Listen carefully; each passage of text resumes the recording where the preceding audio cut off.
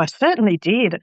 I used the Finder Club on the TI website and lined up a few clubs to hit when we would be there, and I got 2 clubs in Ireland that I was able to visit.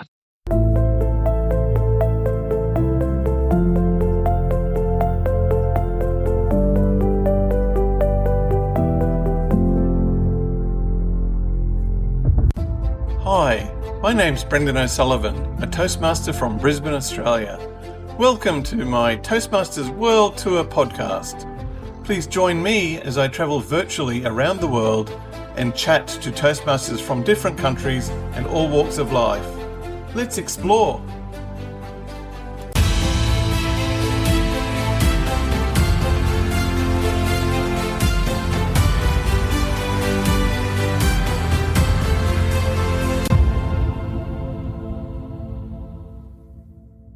For this episode of Toastmasters World Tour, we travel virtually to Maryborough, Australia, famous for being the birthplace of Mary Poppins author, its heritage architecture and port, and it's a gateway to the nearby Fraser Island, now known as Gari, the world's largest sand island.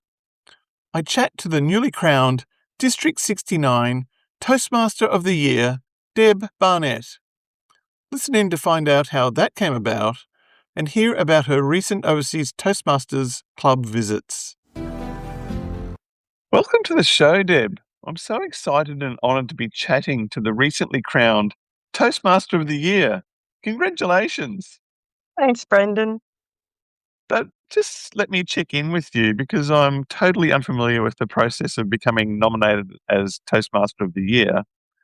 I know if anyone should have been nominating you to be Toastmaster of the Year, it should be me. You were so helpful late last year when I organised my online speechcraft course. Not only were you a regular Zoom master for me, but you were also a sounding board and an unofficial mentor for me as I navigated that for the first time. You also helped me again in the last week as I ran a skin cancer education session over Zoom.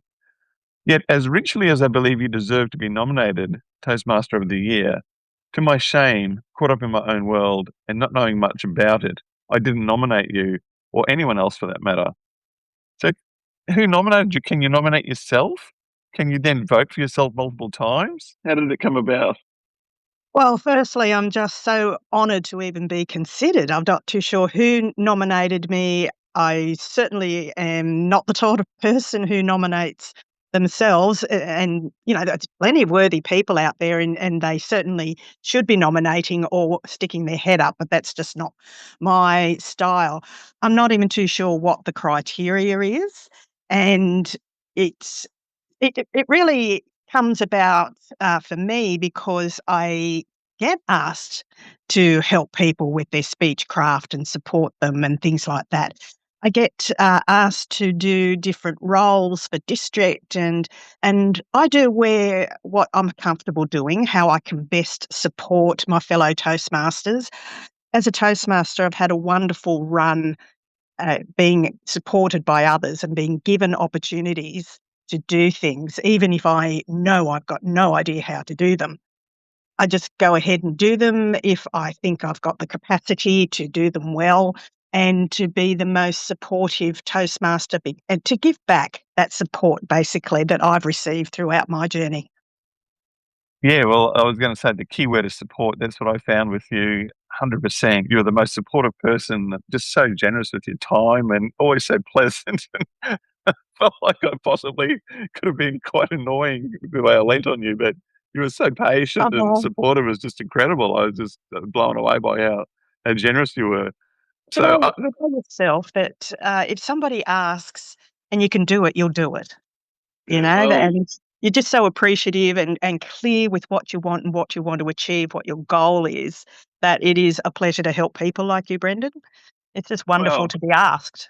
Well, people think of you, it's nice. I think you're amazing, and so I can 100% vouch for. I can't think of anyone more deserving for Toastmaster of the Year. So it came out of the blue.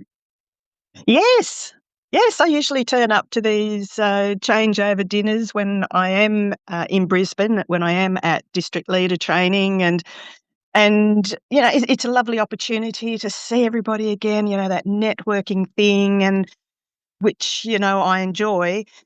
Mhm. But at the end of the night, I've had enough peopling, that's my introversion coming out, but I do enjoy getting out and seeing Yeah. everybody and being inspired and hearing the stories of what other people have done. I've been there and there's been lots of Area Director of the Year awards given out and Division Director and Toastmaster of the Year, and half the time I don't know what these people have done in the background Mm.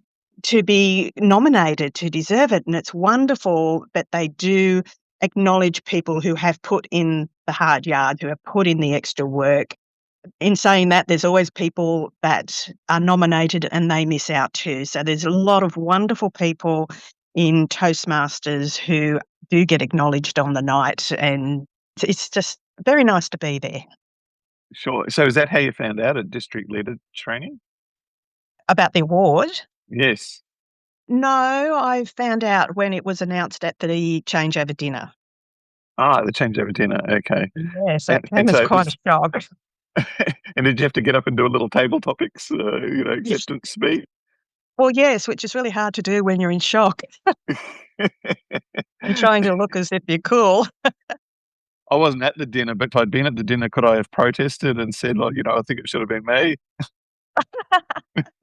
Um, you could have, but, never heard of that happening, but anyway, you'd be unique in protesting, yeah. Yeah. Was anyone salty? Not to my knowledge. No, I'm just Although, kidding. there's so many wonderful people, as I said, so, Yeah. yeah, they probably deserve to be, but No, yeah, couldn't no, have it's couldn't just not only a more deserving person, but couldn't have gone to a nicer uh, person. So I'm sure no, thank you. I'm sure everyone like me would have been equally happy for you. Recently, I gather you went on a grand tour overseas. Where did you go? Oh, we did a bucket list trip. When you go places and you don't get time to see this or do that, that's what happened to us. And we had a huge spreadsheet full of bucket list items. I thought, nah, we're going to go and do these.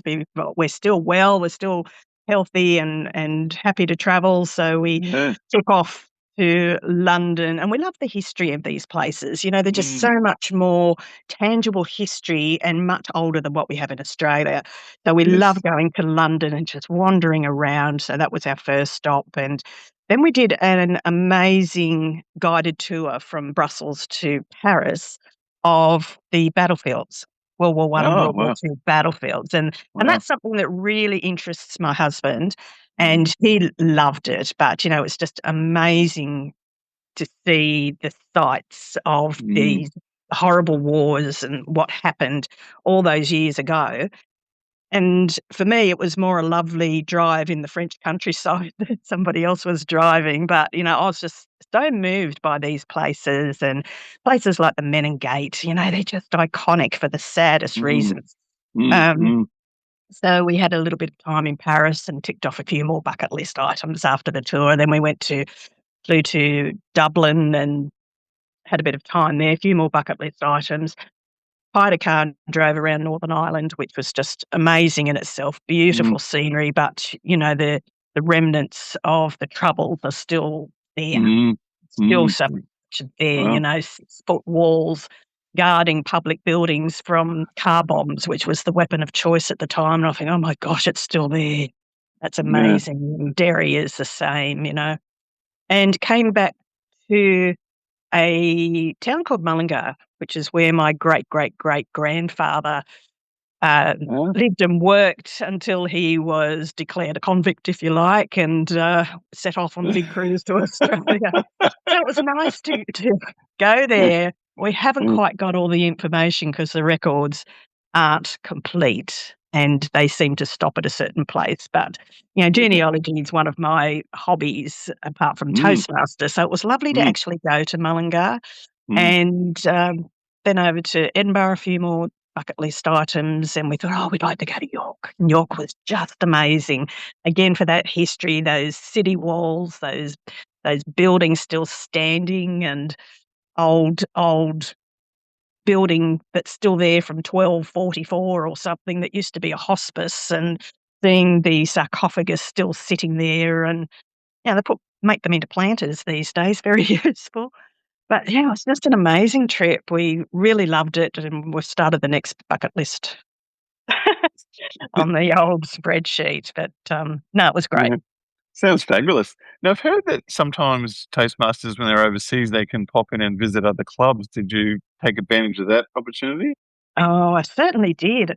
I used the Finder Club on the TI website and Hmm. lined up a few clubs for to hit when we would be there, and I got 2 clubs in Ireland that I was able to visit. I think one of the clubs in London, they had a tube strike that day, so it was a little bit difficult to get to, and probably still a bit jet lagged actually, so I didn't quite have the energy to be good company that day, so we passed on that one. But we went to one in Dublin, and it was a smallish club, had young professionals in it, and they were trying to rebuild the club and doing a fantastic job.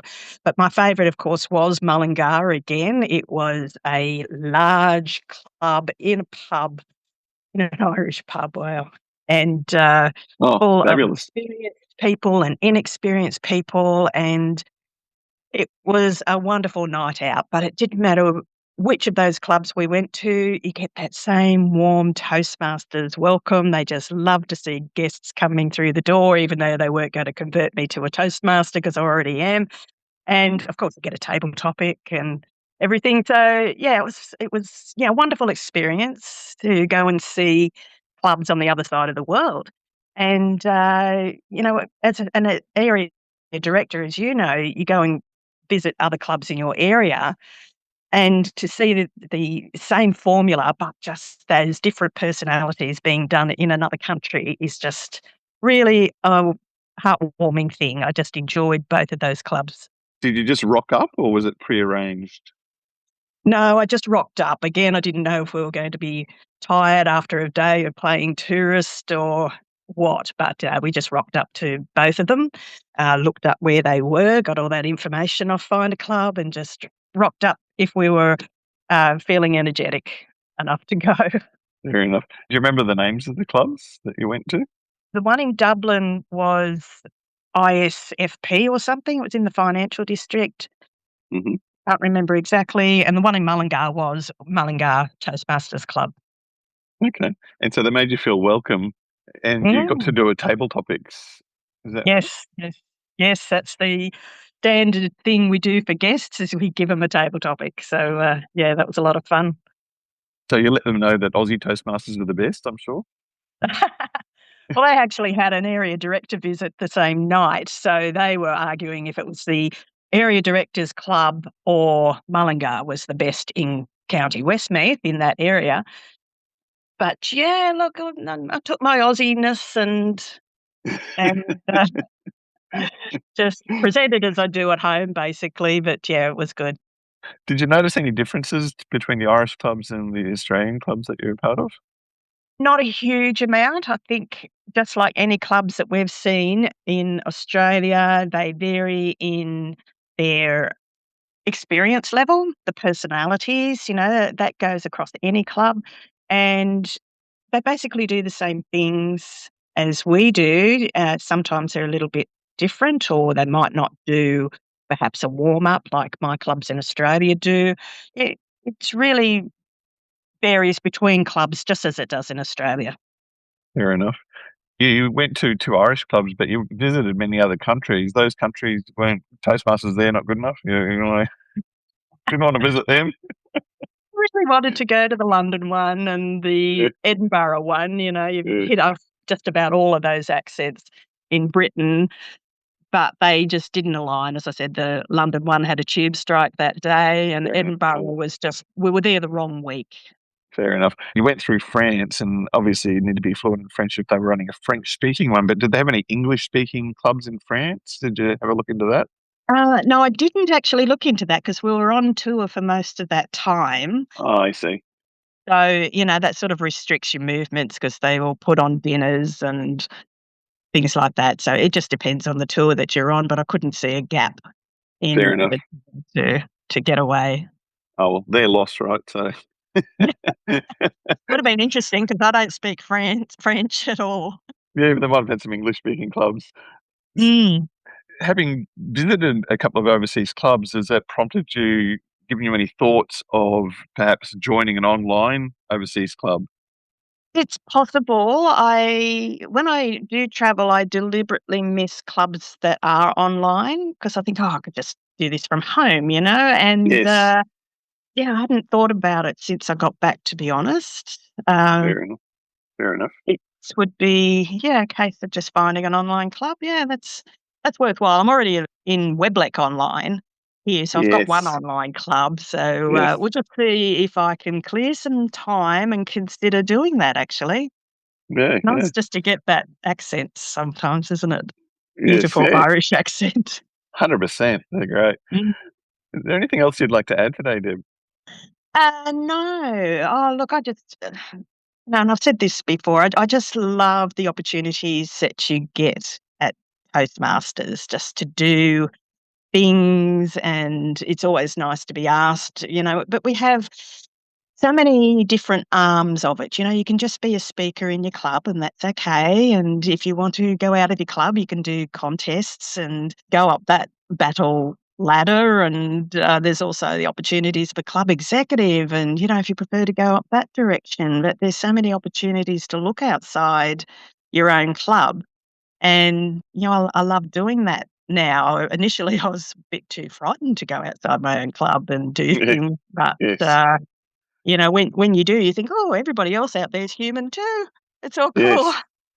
It's just the That the fear of taking that step, but, and I just, really do enjoy supporting people if they're doing speechcraft or if they want to be a contest speaker. I'll listen to them and I'm not an expert at it, but I'll offer what I can and, just support people organising COTs and organising mm, conferences and things like that. If mm, they want that mm. support, I'm here and I'll help them. Oh, that's wonderful. Once again, couldn't be anyone more deserving. Congratulations on Toastmaster of the Year. Thanks, And I Brendan. hope everyone at home is cheering and clapping like I am in my mind. And thank you so much for coming on to the podcast today. It's been such a pleasure and an honour, and wish you well. Thank you, Deb. Thanks, Brendan. It's been a lot of fun. Always good Okay. to talk to you.